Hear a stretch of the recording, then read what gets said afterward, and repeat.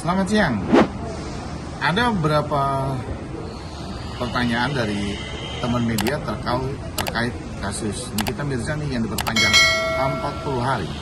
Gimana tanggapan Mas Krisna terkait Nikita Mirzani?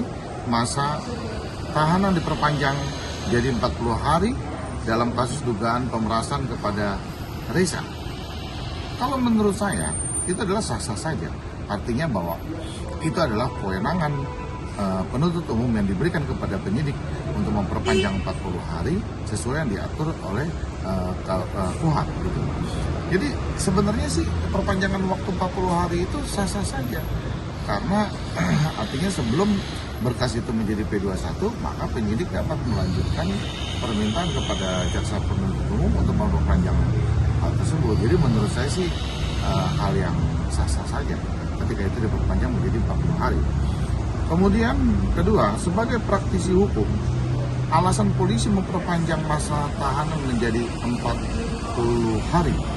Kalau melihat case ini, kenapa penyidik meminta perpanjangan 40 hari? Pasti tentunya penyidik belum siap dengan berkas dan dokumen yang ada.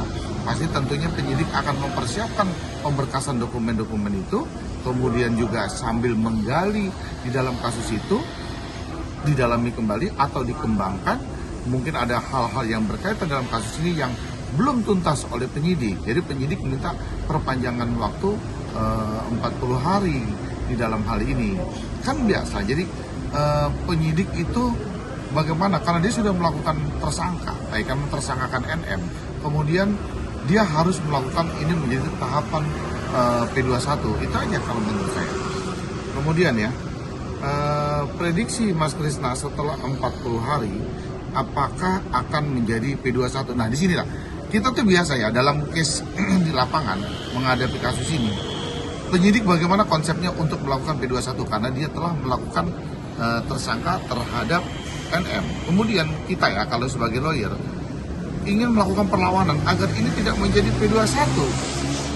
Nah, jadi penyidikan melakukan P21, kita sebagai kuasa hukum dari tersangka biasanya melakukan perlawanan itu sendiri untuk tidak menjadi P21. Nah, saya melihat artinya bahwa dalam case ini belum tentu menjadi P21 karena perlu digali dan perlu dibutuhkan lagi dokumen ini menjadi P21. Dan buat saya terutama adalah setiap tersangka belum tentu bersalah. Karena nanti ya kan ketika dia bersalah atau tidak bersalah, itu adalah pengadilan yang menentukan. Artinya ketika dia tersangka, kalau itu menjadi tahapan P21, maka dia akan menjadi terdakwa.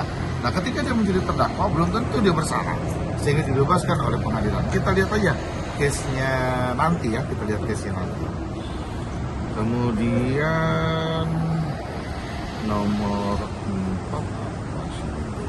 4 ya.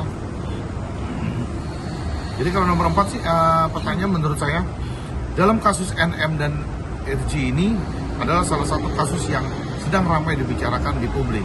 Apalagi kalau sudah menyangkut nama seorang artis besar seperti NM, pasti tentunya kasus ini akan menjadi perhatian publik dan akan disoroti gitu. Tapi terutama yang penting tentunya sebagai praktisi hukum kita harus tetap tajam dalam menganalisa hukum untuk menjaga dan menertibkan keadilan. Itu aja.